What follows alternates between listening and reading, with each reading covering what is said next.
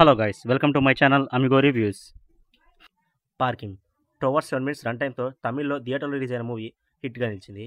ఇప్పుడు ఈ movie Disney plus హాట్‌స్టార్‌లో తెలుగులో కూడా డబ్ చేసి స్ట్రీమింగ్‌కి తీసుకొచ్చారు.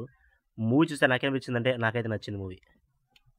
పెద్ద స్టోరీ కూడా కాదు, ఇది జస్ట్ పార్కింగ్ అండ్ 2 కార్స్ మధ్య జరిగే ఒక ఈగో క్లాష్ అని చెప్పొచ్చు ఈ మూవీ అయితే మాత్రం. బేసిక్ స్టోరీ ఏంటంటే ఎప్పుడో 10 సంవత్సరాలుగా రెంట్‌కుంటున్న మన భాస్కర్ గారు వాళ్ళ హౌస్ పైకి మన హీరో వాళ్ళు రెంట్‌కి దిగుతారు. మన హీరో తన వైఫ్ తనే పెద్ద లేచిపోయి పెళ్లి చేసుకోవడం వల్ల ఇంట్లో వాళ్ళందరూ దూరం పెడతారు. మన హీరో వాళ్ళ వైఫ్ ప్రెగ్నెంట్ లేడీ. అనుకోకుండా హాస్పిటల్కి వెళ్ళాల్సిన టైంలో తనకి క్యాబ్ దొరక్క కొంచెం ఇబ్బందిగా ఉండటం వల్ల ఆ ఈగో తోటి కారు కొంటాడు. ఆ కారు కొన్న తర్వాత మన హీరో వాళ్ళ హౌస్లో కిందకి పైనానికి కొంచెం ఈగో క్లాషెస్ వల్ల తర్వాత ఏం జరిగింది ఏంటని తెలుసుకోవాలంటే మూవీ చూసేయాలి. చిన్న హంబుల్ రిక్వెస్ట్ ఏంటంటే ఇప్పటివరకు మన ఛానల్లో వీడియో చూస్తూ సబ్స్క్రైబ్ అండ్ లైక్ చేయని వాళ్ళు కొంచెం చూసి సబ్స్క్రైబ్ లైక్ చేయండి, నాకు కొంచెం సపోర్ట్గా ఉంటుంది. Let's get in the video. Movie ఫ్యామిలీతో చూడొచ్చు అంటే చూడొచ్చు. అడల్ట్ కంటెంట్ కానీ ప్యాన్ లాంగ్వేజ్ కానీ కొంచెం ఒక చోట ఉంది అంతే, అయినా పర్లేదు చూసి వచ్చే ఫ్యామిలీతో ఇబ్బంది ఏం లేదు. ప్లస్ పాయింట్స్, మూవీ కొంచెం క్యారెక్టర్స్ లేకుండా లిమిటెడ్ క్యారెక్టర్స్తోనే స్టోరీ స్టార్ట్ అవుతుంది. కానీ స్టోరీని బిల్డ్ చేసుకోవడానికి చాలా చాలా టైం తీసుకుంది అని చెప్పాలి. మూవీ అయితే మాత్రం ఒకసారి స్టోరీ స్టార్ట్ అయిన తర్వాత నుంచి చాలా బాగా అనిపిస్తుంది మనకి. ప్రతి సీన్ కానీ చాలా గ్రిప్పింగ్గా తీసుకెళ్ళాలి, ఎంగేజింగ్గా. స్క్రీన్ ప్లే మాత్రం చాలా బాగా రాసుకున్నారని చెప్పాలి. పర్ఫార్మెన్స్ గురించి మాట్లాడుకుంటే మన ఎంఎస్ భాస్కర్ గారు అయితే చాలా బాగా చేశారని చెప్పాలి.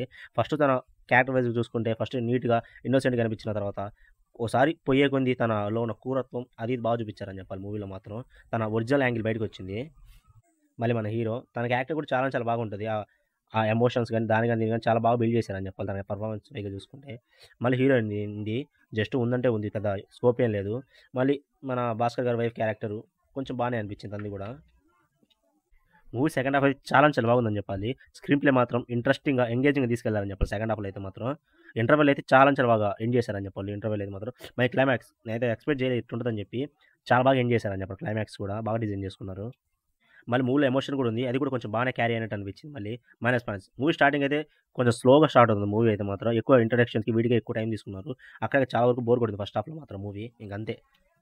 మళ్ళీ మన డైరెక్టర్ గురించి రామ్ కుమార్ బాలకృష్ణ గారి గురించి ఖచ్చితంగా మాట్లాడుకోవాలి మూవీలో మాత్రం. అయితే ఎక్కడి నుంచో కథలు ఎత్తుక్కోకుండా ఒక పార్కింగ్ పాయింట్ తోటి మాత్రం చాలా బాగా డైరెక్ట్ చేశారని చెప్పి మూవీ అయితే మాత్రం. కొంచెం మిడిల్ క్లాస్లో మురికి వాళ్ళలో జరిగే పార్కింగ్ మధ్య జరిగే ఘర్షణని చాలా బాగా చూపించారని చెప్పాలి మూవీలో మాత్రం. ఇద్దరు మనుషులు ఇవ్వకపోతే ఎటువంటి పరిణామాలు ఫేస్ చేయాలో చాలా బాగా చూపించారని చెప్పాలి. క్లైమాక్స్లో సర్దుకుపోవాలనే ఒక మంచి మెసేజ్ లాగా చూపించడం చాలా బాగా అనిపించింది నాకైతే మూవీలో.